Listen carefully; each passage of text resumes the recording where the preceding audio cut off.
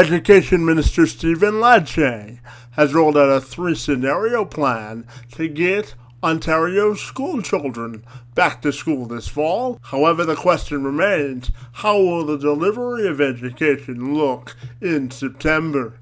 Kristin Rushowy is a Queen's Park reporter with a focus on education for the Toronto Star. She joined me this week to discuss the province's action plan, its viability, and how it's being perceived across the province. I'm Kevin McShann. Let's have this conversation.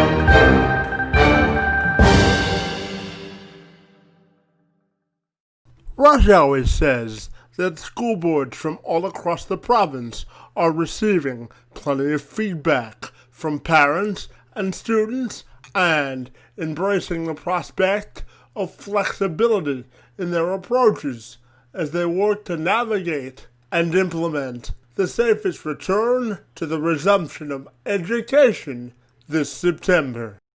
So what the province has asked school boards to do is to plan for three scenarios. So one would be that it's online only, as it was since the March break for students. The second one is that students return to class as normal, but the class sizes would be limited to about 15 students. There'd have to be, social distancing and whatnot in place. The other option is a hybrid of the two. So kids might be in class and then be at home learning for the other half. What boards have done so far is most of them have sent out surveys to families and to students to ask them, what they would like to see, what concerns they have. And some boards are looking at things like for elementary students, maybe they go 2 days a week. Half the students go 2 days a week, the other half go the other 2 days a week, and there's 1 day set aside for cleaning. For high school students, it's a little trickier because they're on a rotary schedule, so they go from class to class with different teachers and different students. So the goal there is to try and limit the contact between different groups of students. And what they're looking at, some boards are looking at doing sort of 5-week chunks of learning. So it would be like summer school. So students would take one course at a time for several hours a day and then go home. And other boards are looking at a couple of courses at a time, a quadmester as opposed to a semester.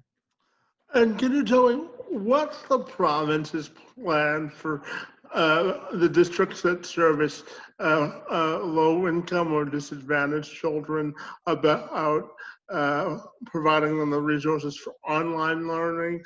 And I know that so many schools provide the nutritional benefits or support. So what's the plan there across the province? So, right now boards are still working out the plans.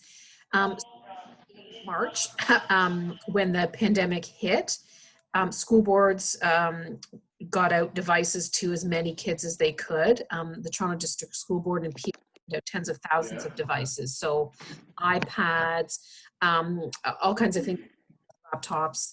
So they loaned them out. In some cases, there was a deal that the Toronto District School Board and later the province piggybacked on where they were giving kids devices that had built-in Wi-Fi, because it's not just the device, right? It's also the access to the internet that families were struggling with. And we heard stories in some boards where parents were told to go to the parking lot of the school because the school Wi-Fi was turned on and they could get that for free. But this was a way so that they could obviously have the Wi-Fi in their home. The government's put a little bit of money in this summer for mental health help for students, and also I think there's some money for autistic students with autism, and other students who have special needs who may need help transitioning back to school because, students were out for a long time from March till the end of June. Again, everything's still kind of in flux because nobody really knows what it's going to look like this fall, right? They don't know how bad the pandemic's going to be. We don't know if it's going to be part-time school, full-time online. So I think there's a lot of unknowns still. And I know that you have children yourself, so I'm just wondering, as a mom, how do you plan to navigate school yourself this fall? I did not do a good job from March to June. I will just tell you. I have 3 teenagers, so not just 3 kids, but 3 teens, and it was a struggle to get them to work. My oldest daughter's in grade 12, and she was really keen at the start. By June, yeah, not so much. The other 2, I mean, things kind of depended. Some teachers were really good. Others, didn't really keep in touch. So it was kind of a hit and miss. I think for parents, though, it is tough. I mean, my kids are older, so it's a little bit different. I think when you have little kids, part of the issues that have been raised, are if you're working from home or you're a working parent and you have to leave the home. How does it work if your kids are going to school part-time? They'll need care. Or if you're at home full-time in their home, how do you do your job and look after them and make sure they're doing their schoolwork? So there are 2 Toronto trustees who are now asking the province to help to start thinking outside the box, so that parents can rest assured that, if they're back working, their kids will be in school.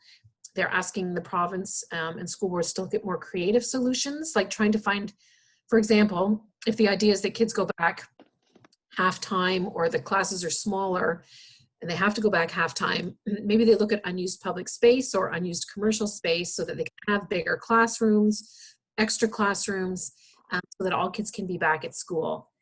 That would require hiring more teachers and early childhood educators and educational assistants, but they're saying that parents need a bit of certainty, especially working moms. Yeah, I'm just going to combine the last 2 questions for you. In terms of geographical challenges, in terms of, because as you had mentioned before, we don't know how the virus is going to spread in the fall. So can you just talk to me about how each individual district is coming up with their own plan, sort of based on the geography and the needs of their individual school and their kids? And then finally, I'm just curious to know what has been the perception across the education spectrum as to how the Premier has handled the whole back to school plan.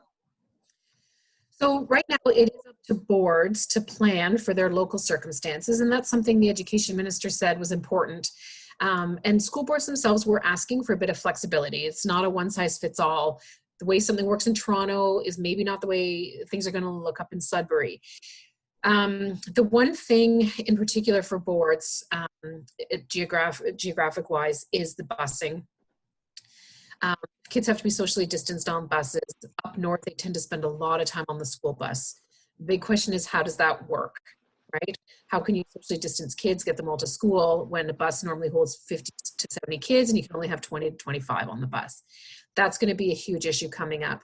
And I guess depending on the local COVID situation, you could see some kids in school, some kids online learning, depending on what part of the province you're in.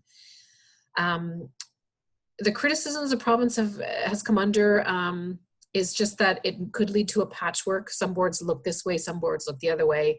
Although that's with reopening as well, so that's not that different. I think maybe they were looking for a bit more direction from the province. Some people have been calling for an expert task force to look at reopening.